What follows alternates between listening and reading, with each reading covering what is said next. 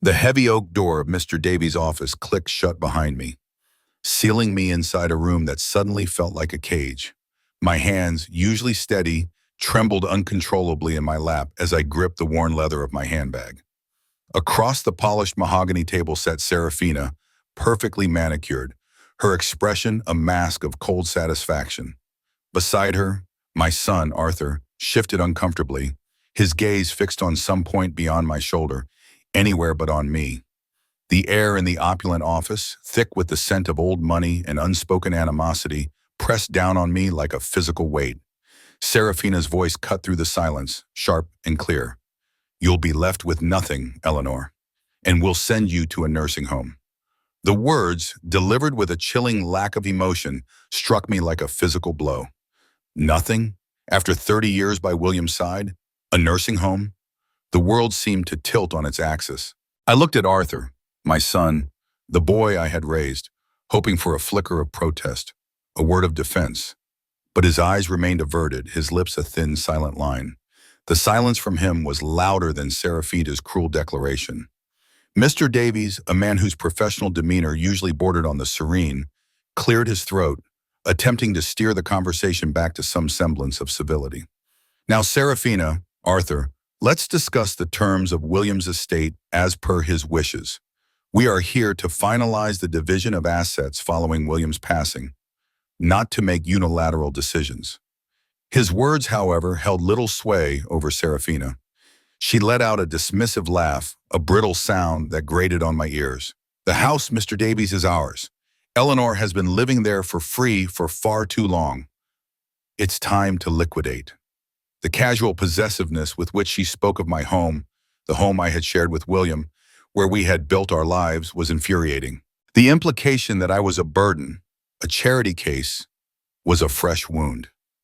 Then Arthur spoke, his voice barely above a whisper, yet it resonated with a terrible clarity. "Perhaps, Mother, it would be better if you had professional care." He finally met my gaze, but his eyes were cold, distant, devoid of the warmth I remembered. He didn't need to finish the sentence. The unspoken implication hung heavy in the air. I was old, incapable, a burden, best tucked away where I wouldn't interfere with their plans. I stared at him, trying to find the boy I knew, the kind-hearted son who would have fiercely defended me against any slight. But he was gone, replaced by this stranger with cold eyes, a man who echoed his wife's heartlessness. It was as if a part of me died in that moment, witnessing his betrayal. How had he changed so much? Had I been blind? Had William? Serafina, emboldened by Arthur's subtle agreement, leaned forward, her voice dripping with false concern. "We've already looked into several facilities. An affordable place, of course, one with plenty of activities, bingo nights, that sort of thing. The house is quite valuable, you see. It will fetch a good price, and we need to ensure our future." She sketched out her plans with a chilling enthusiasm, detailing the sale of my home and my forced relocation as if she were discussing a minor household chore. To my left, I could feel the presence of Uncle Robert and Aunt Clara, distant relatives who had been invited purely as witnesses. Aunt Clara surprisingly let out a small, suppressed chuckle, a sound that pierced through my humiliation. Even family, it seemed, found my predicament amusing.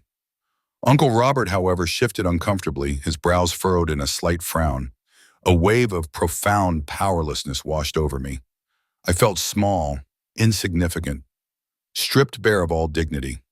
My mind flashed back to a younger Eleanor, strong and vibrant, a woman who had faced challenges head-on. Where was she now? Had decades of comfort and love softened me into this vulnerable shell? Arthur, as if to seal my fate with undeniable finality, added, "We've already put down a deposit, Mother. It was the only sensible thing to do, to secure a spot." His words were a hammer blow, shattering any remaining illusion that I had a say in my own life. They had acted behind my back, made decisions about my future without a single consultation, treating me as if I were already incompetent. Uncle Robert, his voice a little shaky, finally spoke up. "A deposit? Isn't this all a bit rushed?"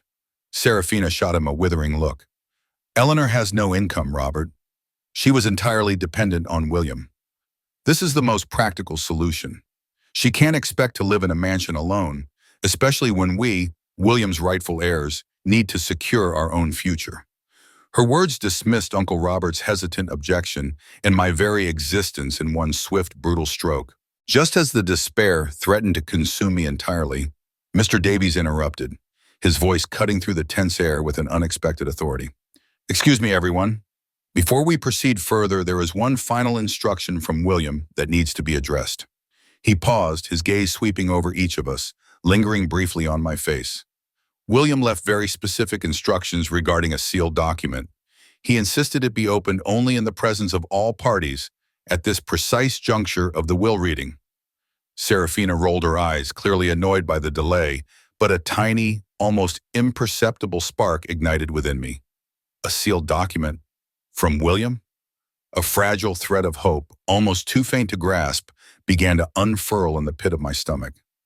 Mr. Davies rose, walked to the heavy safe built into the wall, and with a series of quiet clicks, opened it.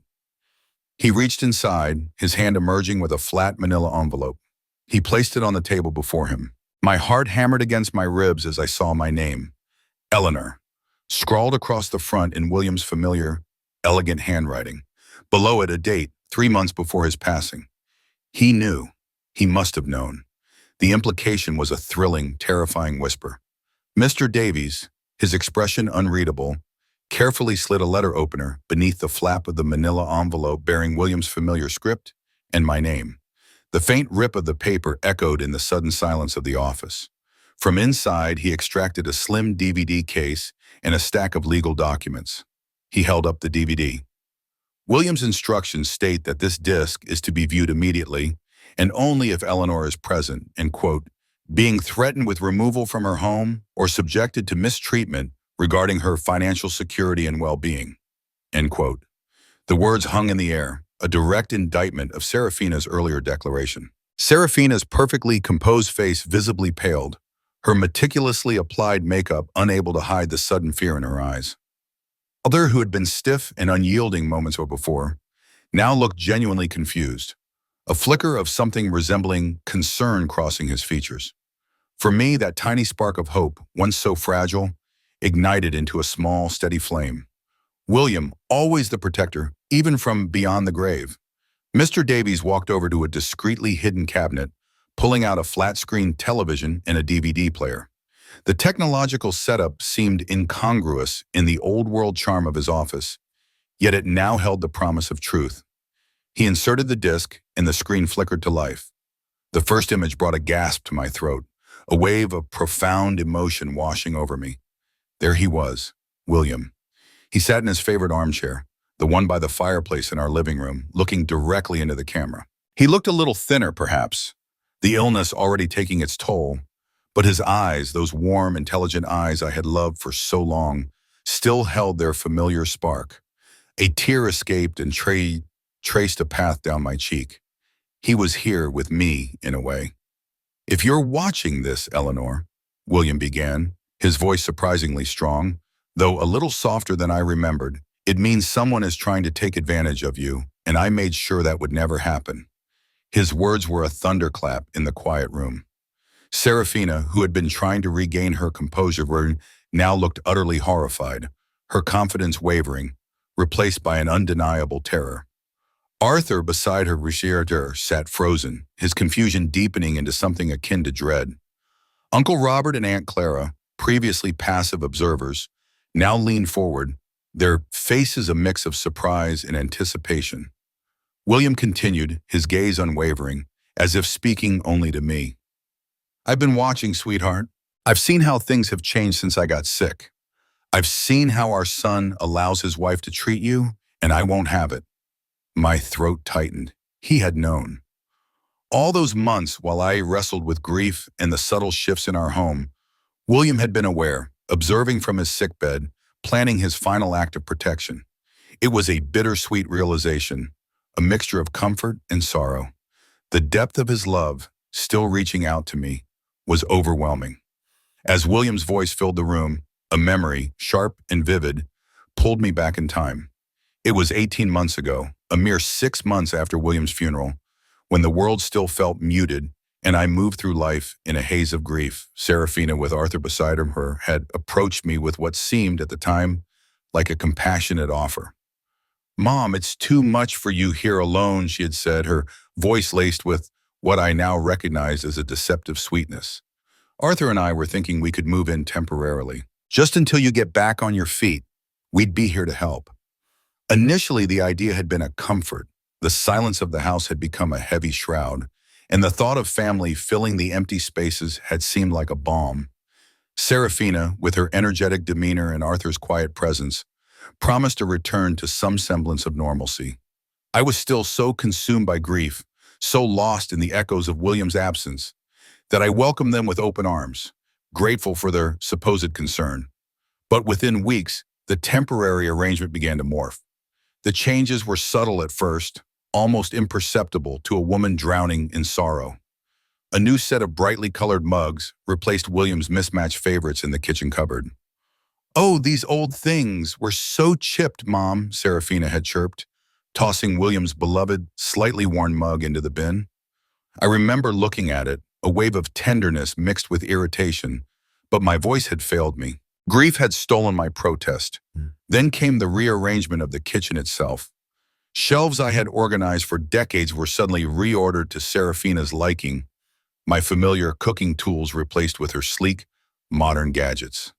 The scent of her expensive perfumes began to subtly permeate the house, gradually overshadowing the fainter, cherished scent of William's pipe tobacco and his books. The most painful changes, however, were in the living room. William's cherished, slightly faded family photographs, capturing decades of memories, were systematically removed from the mantelpiece and side tables. In their place, Serafina hung abstract modern art prints, all cool blues and grays, completely at odds with the warmth and history of our home. "These are much more chic, Mom," she declared, admiring her work. "Your old photos just made the place feel so cluttered." I had watched, numb, as she slowly, methodically erased William from our shared space, replacing him with her own aesthetic, her own presence. I had been too consumed by grief, too emotionally depleted, to raise a proper objection. Each change was a small erosion, a quiet victory for Serafina, and a silent defeat for me. I had allowed her to do it because in my profound sorrow I simply hadn't possessed the strength to fight back. The subtle erosion of William's presence was just the beginning. Soon the very fabric of my relationship with Arthur began to fray under Serafina's constant interjections. Our conversations, once easy and familiar, became stilted, always filtered through her. If I tried to discuss anything with Arthur, Serafina would invariably step in, finishing his sentences or redirecting the topic entirely. It was a subtle but effective way of creating a wedge between us, making me feel like an outsider in my own son's life. I remember one particularly jarring incident. I had left a pot on the stove, having turned off the burner, but Serafina, with a dramatic flourish, exclaimed, "Mom, you left the stove on. It could have been a disaster." Her voice was loud enough for Arthur to hear from the next room. When he came in, his expression worried. She immediately started to comfort him, painting a picture of my supposed forgetfulness. Arthur, his eyes tinged with concern, had then turned to voice me, his voice hesitant. "Mom, are you getting a little forgetful?" Serafina, her face a picture of feigned sympathy, patted my shoulder with a patronizing smile that sent a shiver down my spine. "It's completely normal at your age, Eleanor," she cooed, as if discussing a child's progress. Her words, so casually delivered, made me feel ancient, incompetent, a burden on my own son. The stove hadn't even been warmed to the touch, but her performance had been flawless, sowing seeds of doubt in Arthur's mind and, more insidiously, in my own. After the initial phase of emotional manipulation, the financial pressure began to mount, subtle at first, then growing more insistent. Serafina would frequently bring up the rising costs of living, lamenting about property taxes and the escalating price of heating oil. "This old house is such a money pit, Mom," she would sigh dramatically during dinner, glancing at Arthur for confirmation. "Perhaps it's time to consider something smaller, something more manageable for you." Her implication was clear. The house was too expensive for me, Eleanor, to maintain. Yet the mortgage had been paid off for years. William and I had been diligent savers, and I had more than enough in my accounts to cover all the expenses comfortably. Serafina, however, painted a picture of me teetering on the brink of financial ruin, constantly reminding me of my fixed income as if my savings didn't exist. Gradually, I found myself contributing more and more to what she deemed household expenses. The old refrigerator, perfectly functional, was deemed an energy hog by Serafina, and I was subtly pressured into replacing it. "Arthur and I can chip in some, Mom, but it would really help if you could cover the majority," she'd said, making it sound like a shared burden, when in reality it was almost entirely mine. Then came the bathroom renovations. "It's looking so dated, Eleanor," she declared, leafing through expensive catalogs. "A modern bathroom would add so much value, don't you think? And it would be more comfortable for you." Again, I found myself opening my checkbook, paying for upgrades that were primarily for their comfort and aesthetic. Each time, Serafina would thank me with an overly sweet smile, her eyes glinting with a satisfaction she couldn't quite conceal, before reiterating, "It's a good thing you have some savings, Eleanor, considering your fixed income." The repeated mention of my fixed income was a constant psychological drip, subtly reinforcing the idea that I was financially vulnerable, even as I was funding their comfortable lifestyle. My isolation grew steadily. Serafina, with a calculated charm, began to make my friends feel uncomfortable during their visits. "Oh, Eleanor, are you sure you want to bother with your bridge club today?" she'd ask, loud enough for my friends to hear. "You looked rather tired this morning. Perhaps you should rest." Her passive-aggressive comments, often delivered with a saccharine smile, slowly drove my friends away. Eventually, my bridge club sessions dwindled, then stopped altogether. My friends, feeling unwelcome, stopped calling. The house, once filled with laughter and companionship, became a quiet, oppressive space, and I, its sole occupant, a prisoner in my own home. Lost in these painful memories, I couldn't help but question, when had I become so weak? This current version of Eleanor was a shadow of the woman I once was. I remembered myself in my youth, a fierce and resilient woman who had juggled 2 jobs, worked late nights, and raised Arthur alone after his father's early death, before I met William. I had been strong, independent, capable. How had I allowed myself to be reduced to this vulnerable, easily manipulated figure? It was a slow, insidious takeover made possible by my profound grief. Serafina hadn't moved in to help me. She had moved in to take over. She had recognized my vulnerability, my emotional fragility after William's death, and she had exploited it with a calculating precision that chilled me to the bone. Every seemingly kind gesture, every helpful suggestion, had been a strategic move in her game, a game designed to strip me of my independence, my comfort, and ultimately, my home. The video, which had briefly faded into my memories, now resumed, pulling me back to the present moment, to William's unwavering gaze on the screen. He began to explain the sheaf of legal documents that had been placed on Mr. Davies' desk. "I saw what was happening, Eleanor," William said, his voice imbued with a sorrowful understanding. "Even when I was sick, I watched. I watched how Serafina looked at our house, at our life together. It wasn't with warmth or respect. It was with calculation. Like she was already estimating their worth, cataloging them for sale." Arthur flinched at his father's words, a telltale spasm in his jaw, and he glanced nervously at Serafina. Her face, which had been pale, was now utterly white, all color drained away, leaving her looking stark and exposed. The perfectly composed mask she usually wore had crumbled, revealing a raw fear. William continued, his voice dropping slightly, conveying a sense of intimacy and revelation.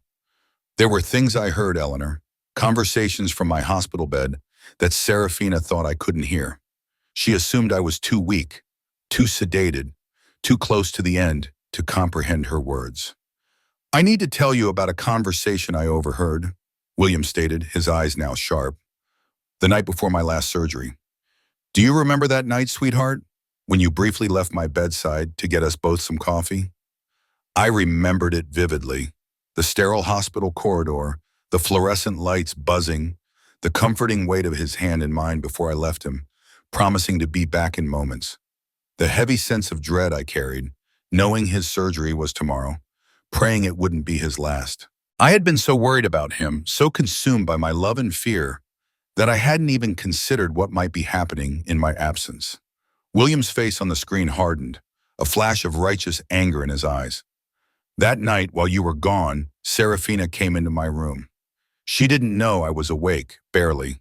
She didn't know my ears were still working, even if my body was failing. She sat beside Arthur, and her voice, though hushed, carried in the stillness of the room. His gaze shifted slightly, as if he could see them sitting there in Mr. Davies's office years later. She told Arthur, quite plainly, that once I was gone, it would be easy to convince you that you needed professional care. Eleanor is so sentimental, Joanna, she said. She'll cling to the house, but we can make her see it's too much for her. Too many stairs, too much upkeep. She's old, Arthur. She won't argue much. A wave of cold shock washed over me, despite having already witnessed their callousness. To hear William, my beloved William, recount the chilling calculation, the premeditated cruelty, was a fresh wound. But then William delivered the bombshell, his voice laced with a quiet fury that resonated through the room. She had already researched nursing homes, Eleanor, before I was even dead. The room plunged into a deadly silence, broken only by the rhythmic tick of Mr. Davies's grandfather clock in the corner. I could hear Serafina's shallow, rapid breathing, a desperate attempt to regulate her terror. I could almost feel the shock radiating from Arthur, who sat utterly motionless, his face a mask of horrified realization. Uncle Robert gasped softly, while Aunt Clara's earlier smugness had completely vanished, replaced by open-mouthed astonishment.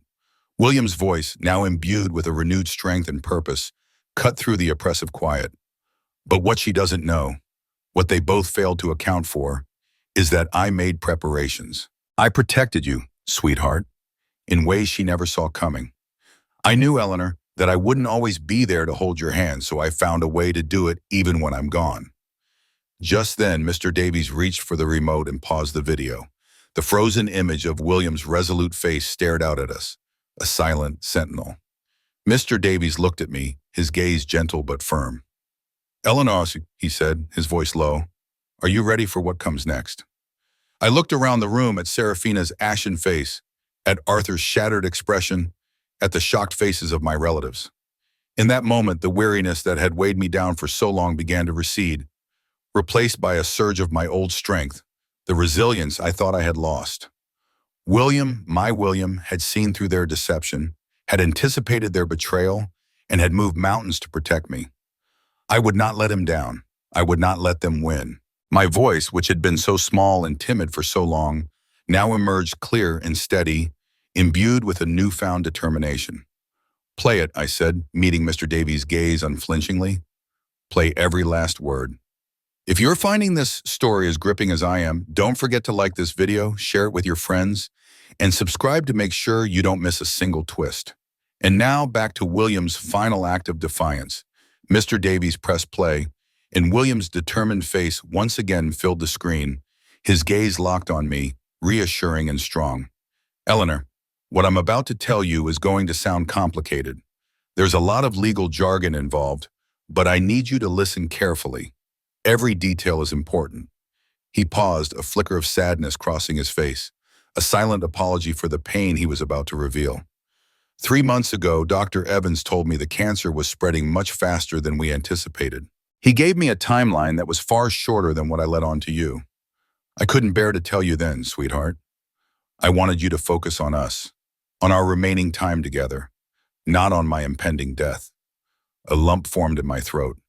William had carried this burden alone, had shielded me from the full brutal truth, all while diligently planning for my safety and future. He had used his last months not just to live, but to fight for me, even when he could no longer stand. It was then that I finalized the details, William continued, his voice firm, to protect you from exactly what I feared might happen. I've restructured our assets in a way that Serafina and Arthur, in their short-sighted greed, won't understand.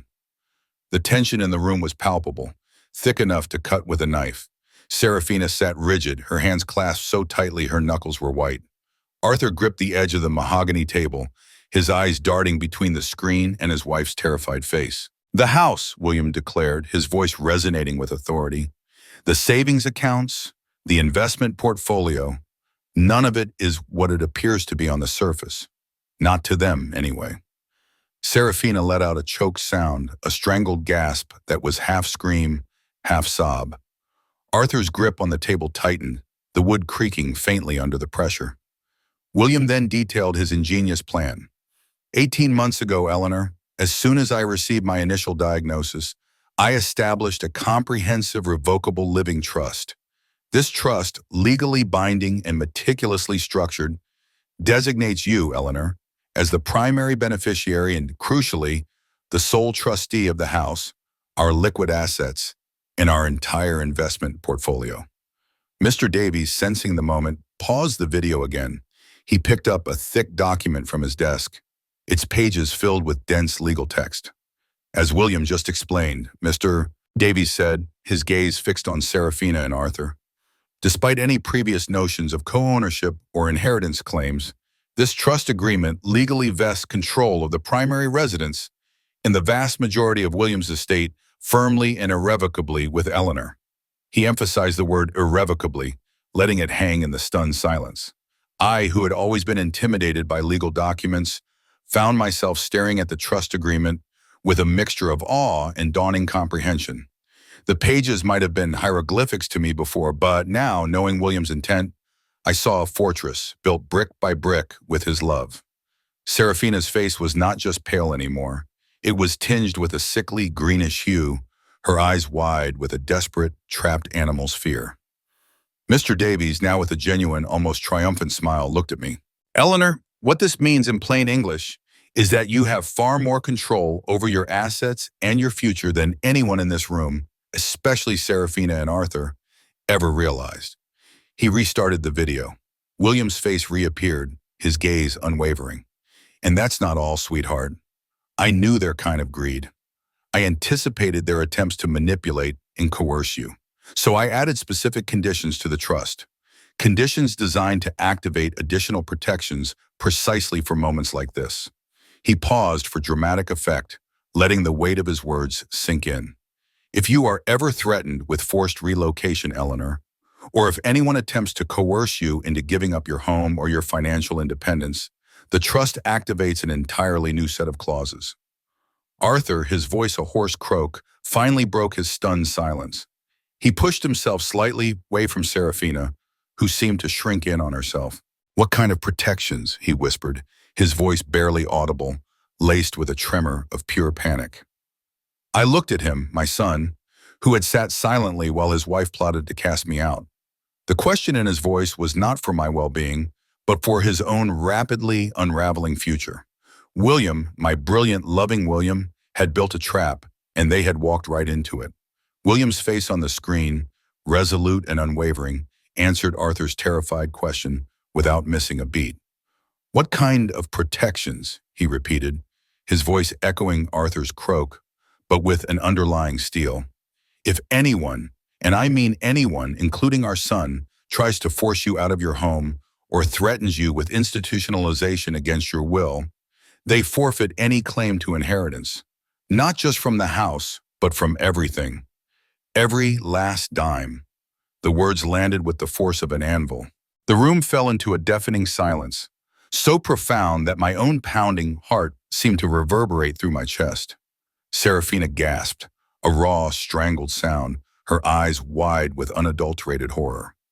Arthur slumped back in his chair, his face utterly ravaged, as if he had just been struck a physical blow. William continued, his voice now imbued with a grim satisfaction that I could almost feel reaching out from the screen. And that's not all. I've also established what's called a protection clause. If you, Eleanor, are ever mistreated, exploited, or subjected to undue influence by family members, financially, emotionally, or otherwise, you have the immediate and unequivocal right to revoke their access to any shared assets. Any shared assets. Serafina found her voice, a harsh whisper laced with disbelief and fury. This can't be legal. You can't just cut family out like that. Mr. Davies, cool and professional, interjected. With all due respect, Serafina, William was exceptionally thorough. He consulted not one but three independent attorneys, myself included, to ensure every clause, every provision would hold up in any court of law. This trust is ironclad. His words extinguished the last flickering ember of hope in Serafina's eyes. William's image on the screen seemed to lean forward, his expression becoming intensely serious, almost sorrowful. Eleanor, I need you to understand something. I loved our son. I truly did. But I watched him change after he married Serafina. I watched him become weak, spineless. He allowed himself to be manipulated, to stand by silently while you were being disrespected, while our home was being dismantled. I couldn't protect you from him directly while I was alive, but I could make sure he understood the consequences of his inaction after I was gone. Arthur flinched violently, caught between the scathing condemnation from his deceased father on the screen and my silent, accusing gaze. The shame on his face was raw and undeniable. I'm not doing this to be cruel, William clarified, his voice softening slightly, but because you, Eleanor, deserve dignity and respect. You deserve a peaceful life, free from manipulation and threats. You dedicated your life to me, to us, and to Arthur. You shouldn't have to fight for what is rightfully yours. He then outlined the practical terms, leaving no room for misinterpretation. The house is yours, Eleanor, outright, not co-ownership with Arthur, not subject to their whims. The bank accounts, the investment portfolios, the entirety of our financial estate. It is all now controlled by the trust, and by extension, by you as the sole trustee. A dizzying sensation washed over me. All this time I had felt powerless, manipulated, trapped. Yet William had meticulously engineered a situation where I had been in complete control all along. My perceived helplessness had been their weapon, but his foresight had rendered it inert. As if anticipating my unspoken question, William's video continued. You're probably wondering why I didn't tell you any of this earlier, sweetheart. Part of me hoped Arthur would come to his senses. Part of me wanted you to mourn me in peace without the burden of this knowledge. But mostly I wanted to prepare you for the worst, knowing that if it came to this, you would have the strength and the legal power to stand up for yourself. Mr. Davies then interjected, holding up a specific page from the trust document. And here is what William referred to as the key provision, or as I like to call it, the nuclear option. He looked directly at Serafina and Arthur. Eleanor, under this specific clause, if you deem that Serafina or Arthur have acted against your best interests or subjected you to undue duress, you have the unilateral right to cut off any and all of their inheritance. Furthermore, you can remove them from your will entirely, and, significantly, you can reclaim any money or property that you have given them or contributed towards their lifestyle within the past 2 years. Serafina's face turned a ghastly shade of green. Her mind, no doubt, was rapidly calculating the refrigerator, the bathroom renovations, the household expenses, the deposits she had extracted from me. All of it, now subject to recall. William's voice, now with a finality that brought tears to my eyes again, concluded his powerful message. And finally, Eleanor, I've also documented everything. Every conversation, every instance of disrespect, every manipulation, every subtle act of unkindness. It's all meticulously recorded in a journal. Should you ever need to present evidence, it's there. Mr. Davies reached under his desk and produced a thick, leather-bound journal. He placed it gently before me. William was very thorough, Eleanor. This journal details his observations, dated entries documenting their behavior and your vulnerability. William's face softened, his eyes filled with immense love and quiet pride. The choice is yours now, my darling. To forgive or to use this power to ensure your dignity, your peace, and your rightful place. Never let anyone make you feel powerless again. Remember who you are, Eleanor. You are strong, you are loved, and you are free. With that, the screen faded to black. The screen faded to black, leaving William's final powerful words echoing in the stunned silence of Mr. Davies' office. I sat there, not stunned by shock, but by a sudden, breathtaking clarity. For 2 years, I had walked through a fog of grief and manipulation, feeling lost and powerless. Now, the fog had lifted, and I saw the world, in my life, with a piercing sharpness. The power, I realized, had been mine all along, meticulously secured by William's foresight, waiting for me to claim it. Mr. Davies, sensing the shift in the room, began to calmly explain my options. Eleanor, based on the trust's provisions and current valuations, your assets, the house, your investment portfolio, and liquid savings total approximately $1.2 million. He pointed to a document. The house, currently valued at $450,000, is entirely yours, held in the trust. Your investment portfolio has grown considerably since William's passing, thanks to his astute planning and Mr. Davies's diligent management. Serafina, her voice a reedy whine, finally broke. That's impossible. The house has a mortgage. The accounts are joint. She clawed at the air, desperate to grasp onto her fabricated reality. Mr. Davies raised a hand, his expression unwavering. Serafina, the mortgage was fully paid off 18 months ago through the trust, using funds William specifically designated for that purpose. As for the payments Eleanor believed she was making towards a mortgage and utility bills, those funds were, in fact, deposited directly into a separate maintenance account within her own trust, designated for the upkeep of the property and her personal expenses. The betrayal hit me with a fresh, sickening wave. They had made me believe I was a burden, a drain on their resources, while quietly siphoning my own money into accounts I already owned. The sheer audacity, the cold-blooded deceit, was staggering. Arthur, his voice hollow and defeated, muttered, "Mom, we didn't know about the trust." I turned to him, my voice quiet but firm, devoid of the tremor it usually held when speaking to him. "But you knew about the lies, Arthur. You knew Serafina was throwing away William's cherished belongings. You knew she was treating me like I was incompetent, like I was losing my mind. You stood by and watched, son." "You allowed it." Arthur was speechless, his eyes dropping to the floor, unable to meet my gaze. The profound shame etched on his face was almost painful to witness, but it did nothing to lessen the anger that simmered within me. Mr. Davies, ever the professional, moved on, detailing the financial recovery provisions William had so carefully put in place. "Eleanor, under the terms of the trust, you are entitled to reclaim nearly $50,000 that you provided for the bathroom renovations, the new refrigerator, and the false mortgage and utility contributions over the past 18 months. He paused, letting the figure sink in. "Furthermore, since Serafina and Arthur have been living in your home under false pretenses, with the stated intent to eventually remove you and sell the property, Eleanor is legally entitled to charge them back rent. We've calculated a fair market value for the area, and for 18 months, at $2,400 per month, that totals $43,200. Serafina exploded, leaping from her chair, her face contorted with rage. "This is insane. You can't do this. This is the family home." "With respect, Serafina," Mr. Davies said, his voice cutting through her hysterics, "it is Mrs. Patterson's home. As of 18 months ago, under William's trust, it became solely her property.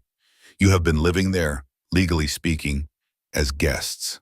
Serafina's head whipped around, seeking support from Arthur, but he remained motionless, staring at me, a deep, agonizing regret finally dawning in his eyes. He had lost everything, not just money, but his father's respect, and now, perhaps, his mother's love. I looked at Arthur, my voice a quiet roar of indignation. "You watched your wife humiliate me, Arthur. You watched her dismantle my home, erase your father's memory, and never once did you stand up for me. Not once. Mom, I thought," he stammered, weakly trying to reclaim some shred of his defense. "Serafina said you were confused, that you were getting forgetful." My gaze hardened. "I was never confused, Arthur. I was grieving. Grieving your father, and grieving the son I thought I had."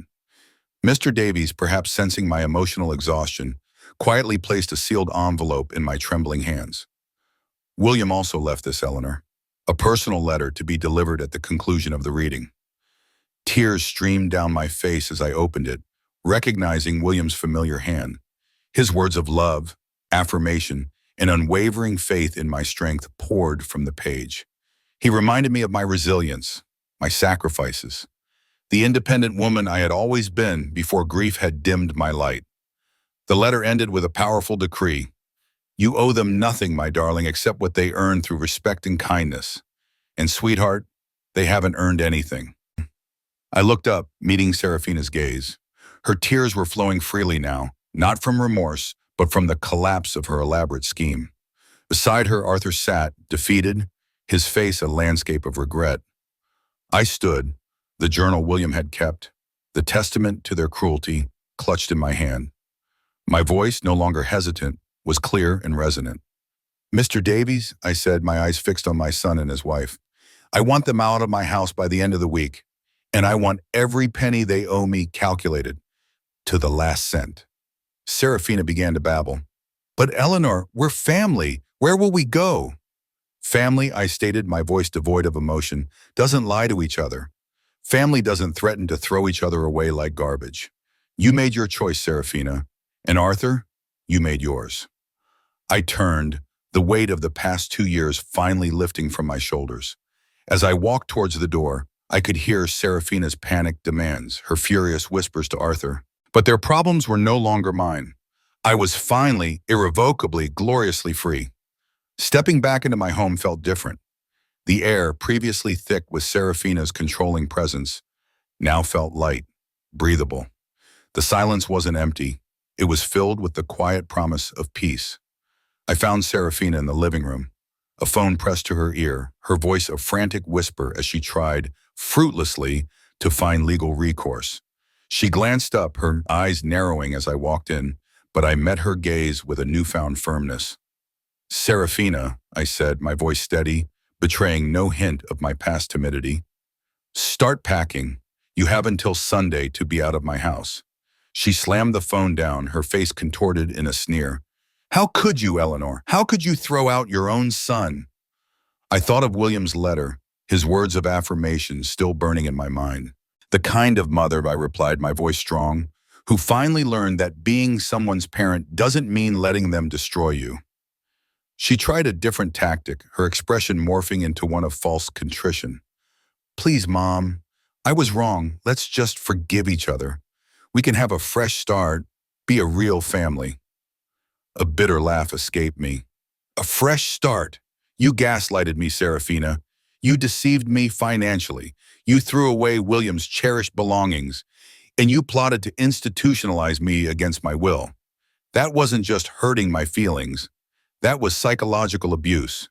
You stripped me of my dignity, piece by agonizing piece. Just then, Arthur walked in, his shoulders slumped, looking years older than he was. He started to speak, a weak apology forming on his lips, but Serafina cut him off, launching into another tirade. Arthur, tell her she can't do this. To my surprise, Arthur simply turned to his wife, his voice low and weary. Just stop talking, Serafina, please. He then turned to me, and for a fleeting moment, I saw a glimpse of the kind, confused boy he once was. Mom, he choked out, his eyes glistening. I messed up. I know I did. Can you give me another chance? My maternal instinct, dormant for so long, stirred within me, warring with the newfound steel in my heart. What kind of chance, Arthur? I asked, my voice still firm. A chance to stand by and watch your wife abuse me again. A chance to believe her lies over your own mother, who raised you, who managed finances alone for years before William. I saw desperation in his eyes, but it still lacked the genuine remorse I longed for. When was the last time you truly stood up for me? When did you visit me just for my sake? Not because Serafina sent you. When did you thank me for the money I gave you, instead of simply accepting it as your due? He had no answers. He simply stood there, head bowed, his silence a testament to his guilt. You believed Serafina over me, I reiterated, the pain still sharp in my voice. The woman who claimed I was forgetful when I was simply grieving. The woman who plotted my institutionalization while I was still reeling from your father's death. Serafina, seeing her grip on Arthur slipping, interjected again, a desperate flurry of promises. We'll change, Eleanor. I promise. We'll be good. I met her gaze, my voice unwavering. Your promise isn't worth anything to me, Serafina. Then I turned back to Arthur. You chose her comfort over my dignity, Arthur. Every single time. A moment later, Serafina's phone rang again. She answered it, her voice a nervous tremor. It was her lawyer, undoubtedly suggesting they contest the trust. I simply smiled, a genuine, unburdened smile. Tell them to go right ahead, I called out, loud enough for the lawyer to hear, and remind them of the daily rent charges, plus interest, that will accumulate until they vacate. Serafina went white, the phone slipping from her grasp. Arthur buried his face in his hands, despair filling the room. We're ruined, he mumbled. You ruined yourselves, I corrected, my gaze piercing. And while you're packing, Serafina, I want my mother's china back, and my grandmother's pearl necklace. The one you wore to that charity gala, claiming it was a gift from your own grandmother. I challenged her. Go on, Serafina, prove it was a gift. Her face crumbled further. 6 months later, my home was truly mine again, filled with sunlight and the sweet aroma of baking, not with the suffocating presence of their deceit. Serafina and Arthur had moved out, owing me a considerable sum of $127,000, which Mr. Davies had arranged for them to pay back in monthly installments. One evening my phone rang. It was Arthur. He sounded different, softer. He told me he had started counseling and had separated from Serafina. Mom, he said, his voice raw with emotion, I stopped being your son. I became someone Dad would be ashamed of. My heart ached, but the wall I had built around it held firm. Come for dinner next week, Arthur, I offered. We're starting from scratch. You don't get to be my son just because you were born to me. You have to earn it back. He agreed, his voice filled with a fragile hope. I reflected on my transformation. I had not only reclaimed my home and my financial security, but also my self-worth.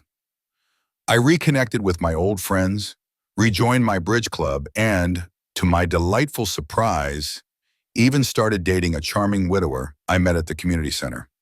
I volunteered at a senior center, using my experience to help others understand their financial rights and protect themselves from similar betrayals. A package arrived one morning unexpected. It was from Mrs. Holloway, Serafina's mother, in Phoenix. Inside, carefully wrapped, was my grandmother's pearl necklace. Serafina, in her desperation, had sold it, but her own mother, seeing the truth, had bought it back to return to me. A pang of pity, not for what she had done, but for the hollow person she was, briefly touched my heart. You found your stride again, Eleanor, my neighbor Margaret remarked one sunny afternoon as we gardened. Your old self is shining through. Looking in the mirror that evening, I saw a woman I recognized again, strong, dignified, and unbroken. I whispered thanks to William, my eternal protector, and to myself for finding the courage to fight back. I was finally truly happy and free.